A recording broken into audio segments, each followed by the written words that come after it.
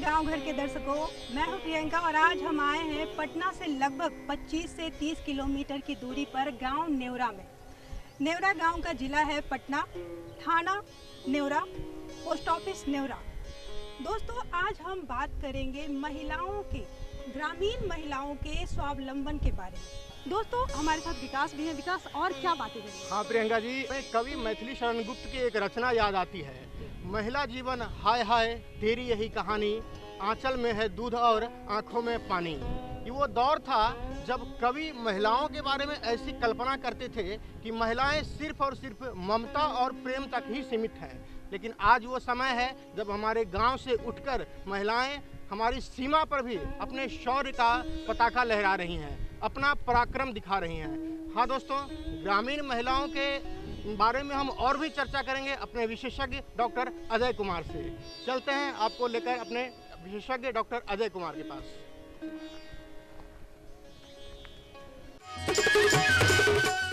भारतीय समाज की मौलिक शक्ति महिलाएं हैं। महिला केवल ममता की मूरत नहीं है, वह अपने संकल्पना से अपने परिवार के साथ पूरे समाज को आगे बढ़ाने की दिशा में प्रेरित रहती हैं। अगर हम गांव की बात करें तो तमाम संघर्षों के बावजूद महिलाएं आर्थिक स्वावलंबन प्राप्त करने की दिशा में निरंतर आगे बढ़ रही हैं। वर्तमान में ग्रामीण महिलाओं के लिए भी स्वरोजगार के बेहतर अवसर उपलब्ध हो रहे हैं। कृषि और पशुपालन के कार्य में महिलाएं सदियों से पुरुषों के कंधा से कंधा मिलाकर कार्य करती रही हैं। लेकिन इससे उनका आर्थिक सशक्तिकरण नहीं हो सका, क्योंकि इससे प्राप्त आमदनी पर पुरुषों का अधिकार रहा। लेकिन वर्तमान में बहुत सारे गृह उद्योग, कुटीर उद्योग और अन्य कार्य हैं जिसे अपनाकर महिलाएं स्वावलंबी हो रही हैं। आज ग्रामीण महिलाएं कुकिंग, टेलरिंग, ब्यूटिशियन के अलावा कोचिंग सेंटर भी चला रही हैं।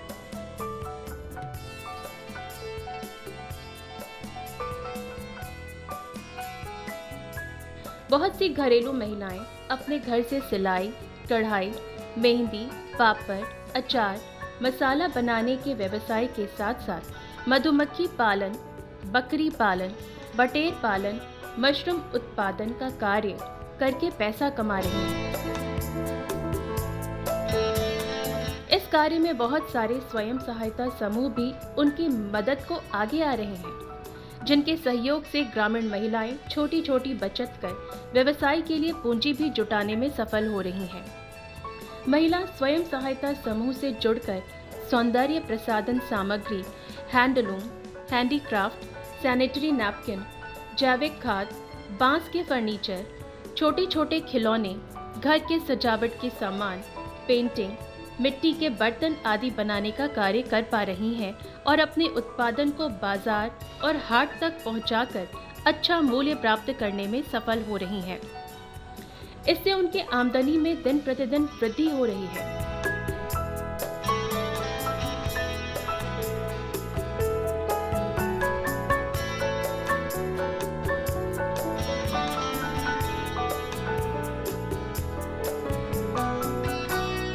अपने परिवार और बच्चों की पढ़ाई लिखाई के लिए अतिरिक्त धन जुटा पाने के कारण आज महिलाएं खुश हैं और धीरे धीरे आर्थिक स्वावलंबन प्राप्त करने की दिशा में अग्रसर हैं।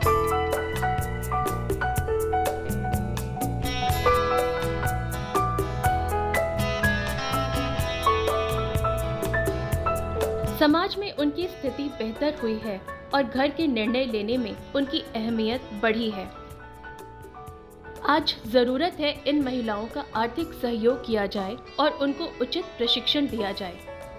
नई नई तकनीक और अनुसंधान तक उनकी पहुंच हो एवं उनके उत्पादन के लिए समुचित बाजार उपलब्ध हो, जिससे कि ग्रामीण महिलाएं उच्च कोटि के आकर्षक और गुणवत्तापूर्ण सामान तैयार कर सकें और उसका उचित मूल्य उन्हें प्राप्त हो सके।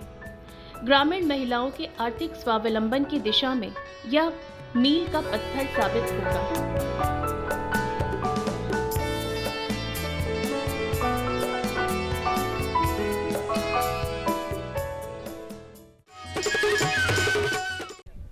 प्रणाम सर। नमस्ते सर नमस्ते। नमस्ते सर आइए, सर आइए।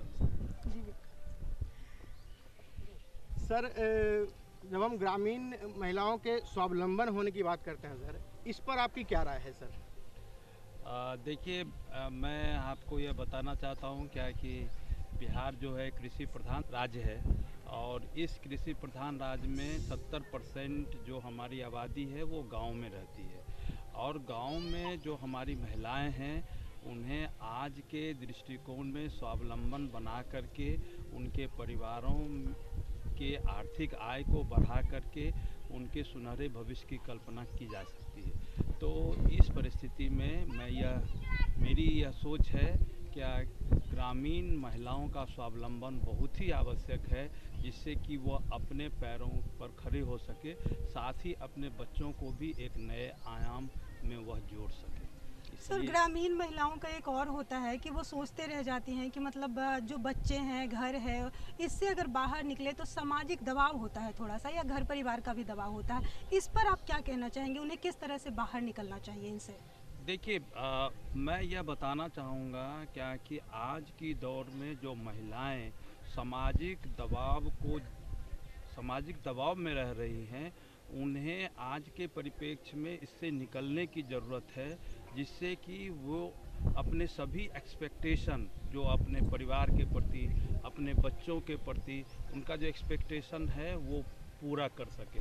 नहीं तो वो सिर्फ गांव के चूल्हे और गांव के किचन रसोई में ही रह जाएंगे और अपने परिवारों का जो उन्हें कायाकल्प करना है वो शायद नहीं कर पाएंगे।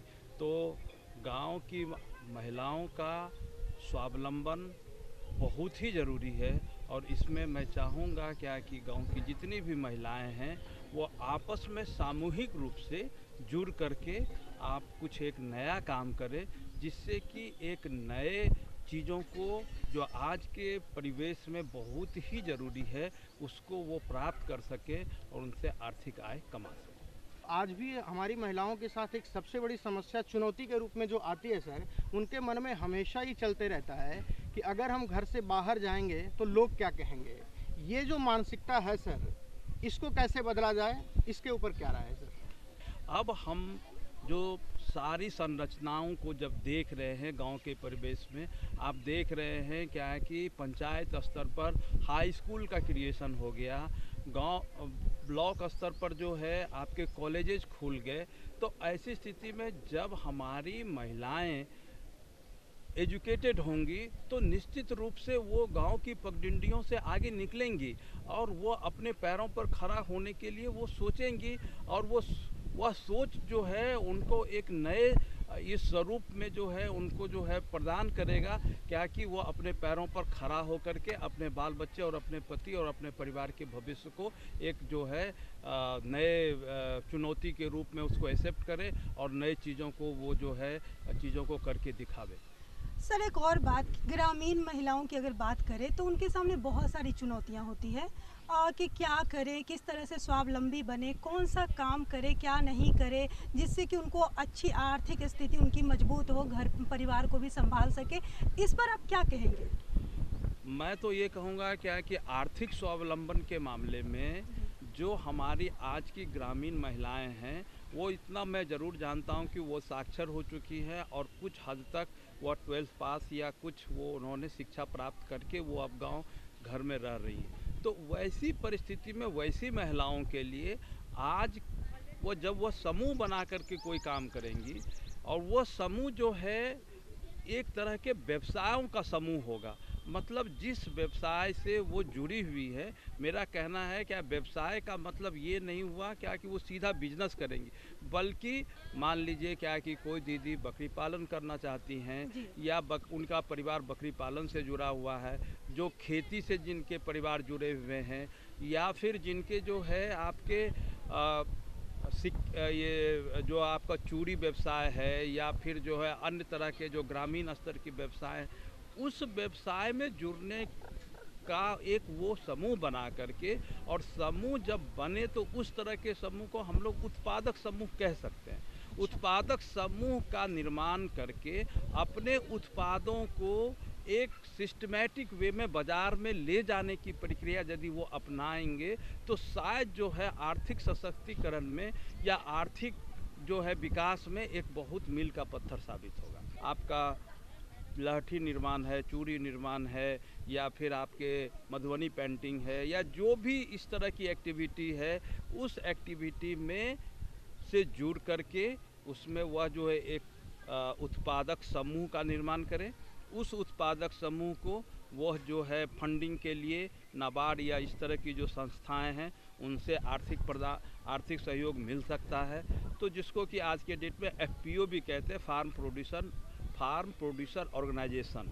तो उस तरह के ऑर्गेनाइजेशन को वो क्रिएट कर सकती हैं। उत्पादक समूह विभिन्न एक गांव में यदि मान लिया जाए कि 10 उत्पादक समूह हो गए, वो बकरी के हों, वो फार्म के हों, कृषि से जुड़े हुए हों या किसी अन्य गतिविधि से जुड़े हुए हों, तो इस तरह का यदि 10 उत्पादक समूह उन्होंने बना लिया एक गांव में, और उस उत्पादक समूह के द्वारा जो उत्पादन हो रहा है उसको बाज़ार में बेचने के लिए वो कुछ उस तरह के प्रोफेशनल लोगों को उस कंपनी में जोड़ती हैं या उत्पादक समूह में जोड़ करके अपने उत्पादों को बाज़ार में ले जाती हैं, तो शायद जो है मुझे लगता है क्या कि काम जो वो कर रही हैं उसका सही मूल्य मिलेगा और वो उनकी आर्थिक सशक्तिकरण या फिर वो आर्थिक रूप से वो स्ट्रॉन्ग या मजबूत हो सकती। जी बिल्कुल सर। आज के इस बदलते दौर में पुरुषों की क्या भूमिका होनी चाहिए महिलाओं के स्वावलंबन होने में सर? देखिए, मैं तो सीधा कहूँगा क्या कि आज जो महिलाएं इतनी तेज़ी से विकास कर रही है, वो किसी भी सेक्टर में हो, वो ना ही मैं बात सिर्फ कृषि सेक्टर या इस तरह का पशुधन सेक्टर की बात नहीं कर रहा हूँ, वो जो है आपका साइंटिफिक सेक्टर हो, एरोस्पेस का सेक्टर हो, सभी में जो है महिलाएं बहुत तेज़ी से जो है अपना ये दिखाते हुए वो उसमें घुस रही हैं। तो अब इनको जो है बाईपास करके या जो है इनको अलग करके आप इस एक अच्छे समाज का को आप नहीं सोच सकते। तो पुरुषों को तो मैं यह कहूँगा कि उनके कदम ताल से मिला करके उनको सपोर्ट करने की ज़रूरत है, सो दैट क्या कि वो अपने फील्ड में जिस काम के लिए वो बिल्कुल दक्ष हैं उस काम को और अच्छे तरह से वो करके और अपने चीज़ों को, अपने परिवारों को आर्थिक सशक्तिकरण की तरफ जो है ले आवें, जिससे कि उन पुरुषों का भी, जो पुरुष आज नहीं कोऑपरेट करना चाहते हैं, उन पुरुषों का भी भला होगा, उनके परिवार का भला होगा, उनके बच्चों का भला होगा और इस समाज का भला। तो सर आपने यहाँ पे एक बात कही महिला समूह के बारे में कि महिला समूह बनाकर भी काम कर सकती हैं, लेकिन कुछ महिलाएं ऐसे होती हैं जो घर से बाहर नहीं निकलना चाहती है या फिर सक्षम नहीं होती हैं, बहुत सारी उनसे बातें जुड़ी हुई होती हैं। तो क्या ये जो समूह बनाएंगे तो उसमें कुछ महिलाएं ऐसे हो सकती है जो कि अब कुछ बाहर निकल रही हैं, कुछ है कि अंदर रह के ही काम करना चाह रही हैं, तो इतना कोऑपरेट करके वो समूह बना के काम कर सकती हैं क्या? एकदम बिल्कुल। मेरा तो ये कहना है क्या कि जो समूह हो वो 10 से 12 महिलाओं का समूह हो या 15 महिलाओं का समूह हो, उसमें जो है कुछ महिलाएं उत्पादन करने का काम कर सकती हैं, जो भी प्रोडक्ट बना रही हैं वो प्रोड्यूस बनाने का काम कर सकती हैं, और कुछ महिलाएं बाज़ार से जुड़ करके या कुछ उसमें जो है हमारे आज के जो स्किल आदमी ये हैं, हमारा स्किल जो एक स्ट्रक्चर है उससे कुछ आदमियों को हायर करके अपने आप को जोड़ करके वो बाज़ार में अपने प्रोड्यूस को ले जा करके बेचने का काम, जिससे क्या कि ये पूरा इक्विलिब्रियम जो है बना रहे कि उत्पाद भी तैयार हो रहा है, बाज़ार में बेचा भी जा रहा है और बाज़ार से जो उत्पाद का मूल्य मिल रहा है वो सभी 12 महिलाओं के बीच में बराबरी से जो है बांटा जा रहा है। ये सभी चीज़ों को जो है वो एक उत्पादक समूह या इस तरह का समूह जो गांव में सेम नेचर के लिए बनाया गया है उसको जो है वो हैंडल कर सके और उसको वो चला सके। सर यहाँ पर एक और बात मैं जानना चाहूँगी आपसे कि जो महिलाएं जैसा कि आपने कहा कि वो हर चीज़ कर सकती हैं, तो वैसी महिलाएं जो सोचती हैं कि अगर हम गांव में रह रहे हैं तो गांव में रहकर ज़्यादा कुछ नहीं कर सकते, ज़्यादा अर्न नहीं कर सकते, अपने परिवार की ज़्यादा सहायता नहीं कर सकते, उनको लगता है कि बस सिलाई बुनाई यही सब उनके लिए काफ़ी है, इनसे हटकर वो महिलाएं अगर कुछ करना चाहेगी तो उनके प्रोत्साहन के लिए आप क्या कहना चाहेंगे? मैं ये कहूँगा क्या कि महिलाएं जिस परिवेश में जी रही हैं उसके अनुसार से ही वो व्यवसाय व्यवसाय का अपना तौर तरीका चुने। आज के डेट में यदि मैं बताऊं क्या कि पशुपालन जो सेक्टर है उसमें यदि महिलाएं आगे बढ़ कर के काम करती हैं, आपको भी पता है क्या कि हमारा जो ग्रामीण का जो परिवेश है उसमें कृषि है और पशुपालन है। तो कृषि में जो है आप जो है यदि आज मस्टर्ड ऑयल का बहुत ज़्यादा कंजम्पशन जो है हमारे शहरों में हो रहा है, तो यदि हमारी 10 से 12 महिलाएं जुड़ करके यदि मस्टर्ड ऑयल प्रोसेसिंग एंड जो है उनका पैकेजिंग का काम करके अपने अच्छे प्रोड्यूस को यदि बाज़ार में ले जाएंगी, तो मैं निश्चित रूप से कह सकता हूं क्या कि वहाँ वो कम्पीट करेंगी। उसी तरह से यदि आप बात करें तो जो हमारा नॉन फार्म मतलब कि गैर कृषि गैर पशुपालन जो एक्टिविटी है उसमें जो है आप मधुमक्खी पालन के द्वारा जो मधु उत्पादन है उसका काम यदि 10-12 महिलाएं करके एक अच्छा जो है मधु उत्पादन का प्रोसेसिंग यूनिट लगा करके और मधु जो है यदि अपने ब्रांड का यदि वो बेचे बाज़ार में तो उससे उसकी अच्छी कमाई हो सकती है। उसी तरह से मधुबनी पेंटिंग है। तो मेरा यह कहना है कि ग्रामीण परिवेश में रहने वाली महिलाएं ग्रामीण से संबंधित जो उनका व्यवसाय है उस व्यवसाय को वो अपनावें और वो उससे जो है शहरों को लिंक करें, सो दैट क्या कि अपने उत्पादों को सही उत्पादों को और जो गुणवत्तापूर्ण उत्पादों को वो अपने बाज़ारों में पहुंचा करके और अच्छा मूल्य प्राप्त कर सकें। आज के डेट में जो है शहरों में जो शहरीकरण हो रही है तो उसमें जो है गुणवत्ता युक्त पदार्थ और जो खाने पीने की चीज़ें नहीं मिल पा रही हैं, उसमें हमारी इन ग्रामीण महिलाओं का बहुत बड़ा रोल हो सकता है अच्छी गुणवत्ता युक्त चीज़ों को शहरों में पहुंचाने की। बिल्कुल सर। सर ग्रामीण महिलाओं को आगे बढ़ने की बात जब होती है सर, तो इसमें अभी वर्तमान में हमारे सरकार की तरफ से उनको क्या विशेष लाभ दिया जा रहा है सर? देखिए सरकार में जो हमारे सभी तरह के सेक्टर हैं, वो बैंकिंग सेक्टर है या फिर हमारा ग्रामीण विकास का जो हमारा सेक्टर है या फिर नाबार्ड जो है उस तरह का सेक्टर है, वो सभी जो है ना आर्थिक रूप से सबल बनाने के लिए महिलाओं को वो कुछ ना कुछ जो है लोन या सब्सिडी कंपोनेंट या ग्रांट कंपोनेंट उपलब्ध करा रहे हैं। तो हम ये चाहेंगे क्या कि जो भी उत्पादक समूह या एफपीओ मतलब फार्मर प्रोड्यूसर ऑर्गेनाइजेशन के यदि वो बनाने की सोच रखती है तो इन संस्थाओं से ऋण लेकर के ग्रांट लेकर के वो अपना एफपीओ खड़ा करके और उसमें टेक्निकल लोगों का सपोर्ट लेकर के उस कंपनी को या फिर उत्पादक समूह को वो आर्थिक रूप से सबल बनाएं और उस उत्पादक समूह के माध्यम से अपने उत्पादों को बेचें और वहाँ से जो है उनका जो है आर्थिक सशक्तिकरण हो पाएगा। लेकिन चलते चलते अंत में हमारे ग्रामीण महिलाओं के लिए क्या मैसेज देना चाहेंगे सर? मैं तो आज सभी ग्रामीण महिलाओं को यह अनुरोध करना चाहूँगा कि आप किसी न किसी व्यवसाय से अपने आप को जोड़ करके अपने उत्पादों को सही जगह पहुंचा करके उनका अच्छा मूल्य प्राप्त करें और अपने पैरों पर खड़ा होकर के अपने बच्चों का अच्छा भविष्य बनाने के लिए प्रयासरत रहें। हमें उम्मीद है हमारे गांव घर के दर्शकों को भी ये आपने जो भी जानकारी दी है उन्हें पसंद आई होगी और उस पर ये ज़रूर विचार करेंगे और स्वावलंबी बनने की ओर कदम बढ़ाएंगे। सर बहुत बहुत धन्यवाद इतनी जानकारी देने के लिए। विकास जी सर आपका बहुत बहुत धन्यवाद कार्यक्रम में आने के लिए। Thank you so much. तो विकास जी क्या कहना चाहेंगे, इतनी अच्छी बात कही सर ने। हाँ बिल्कुल, सर ने बहुत ही अच्छी जानकारी दी महिलाओं के स्वावलंबन होने के बारे में, खास करके ग्रामीण महिलाओं के स्वावलंबन के बारे में। हर कुछ सारा कुछ करती हैं। वैसे भी अगर देखा जाए तो हमारे यहाँ समाज में जो कल्चर रहा है शुरू से ही, महिलाएं कुछ ना कुछ करती ही रही हैं। जैसे कभी कोई सब्जी लगा दी, कभी कुछ कुल्हड़ में पैसे जमा करना, इस तरीके से कुछ ना कुछ उनका एक प्लानिंग रहता है अपने फैमिली के प्रति जो है हमेशा। और आज का कार्यक्रम देखकर हमारे जो गांव घर के दर्शक हैं, जो महिलाएं हैं खासकर, मुझे लगता है वो जब अब स्वावलंबी जरूर बनेंगी। बिल्कुल, महिलाएं तो स्वावलंबी बनेंगी, लेकिन कुछ मनोरंजन भी अगर करा देते तो ज़्यादा अच्छा होता। जी जरूर, आइए हम सुनते हैं एक प्यारा सा लोकगीत। अरे लाली लाली डोलिया रे लेके ओए लन मोर सजनवा मांगे गवनवा रे जान। अरे जान अरे जान करबई में कौन बहनवा रे जान जान करबई में कौन बहनवा रे जान जान करबई में कौन बहनवा रे जान।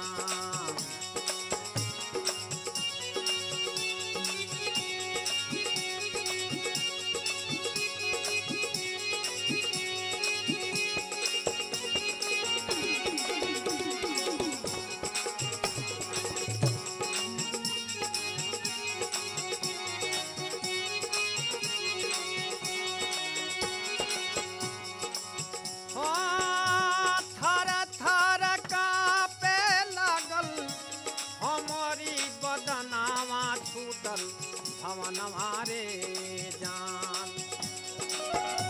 थर थर कांपे लागल हमारी बदनावा छूटल भवनवा रे जान जान सीखली नारे कहू रहनवा रे जान सीखली नारे कहू रहनवा रे जान।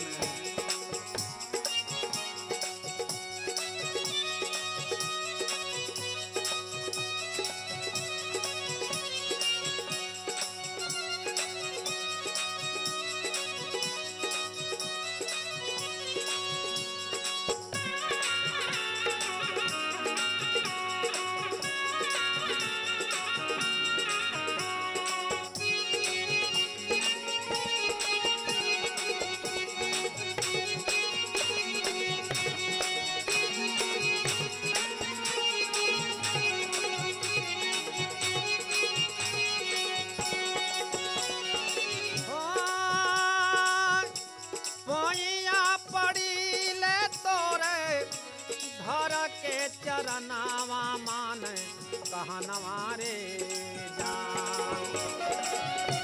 पैया पड़ी ले तोरे धर के चरनावा मान कहनवा रे जान जान रहे देहू बाबू चार दिनवा रे जान जान रहे देहू बाबू चार दिनवा रे जान।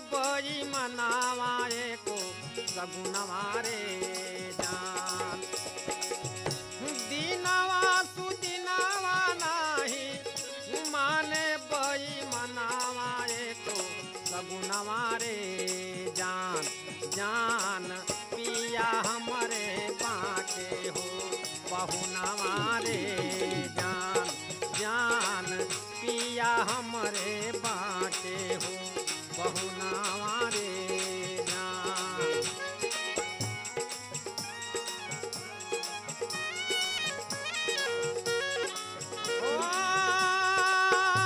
लाली लाली डोलिया रे लेके लाली लाली डोलिया रे लेके ऐले मोर सजनावा मांगे गवनवा रे जान जान करबई में कौन बहनवा रे जान जान करबई में कौन बहनवा रे जान। वाह प्रियंका जी, लोकगीत तो बहुत ही मज़ेदार था, बहुत ही रोचक लोकगीत सुनाया आपने। अब हमारे दर्शकों को बता दीजिए। जी, तो हमारे गांव के जो भी लोग हैं, गांव घर के जो भी दर्शक हैं, अगर आपके मन में कोई सवाल आता हो, हमसे पूछना चाहते हैं, तो हमारे इस पते पर आप अपना सवाल पूछ सकते हैं। हमारा पता है कार्यक्रम गांव घर, निदेशक दूरदर्शन केंद्र, फ्रेजर रोड, पटना 8,01,000। हमारा ईमेल एड्रेस है director.ddkpatna@gmail.com। दोस्तों, अब वक्त हो चला है, हमें और हमारी पूरी टीम को दीजिए इजाज़त। मिलेंगे अगले अंक में नए विशेषज्ञ के साथ। तब तक के लिए नमस्कार। नमस्कार।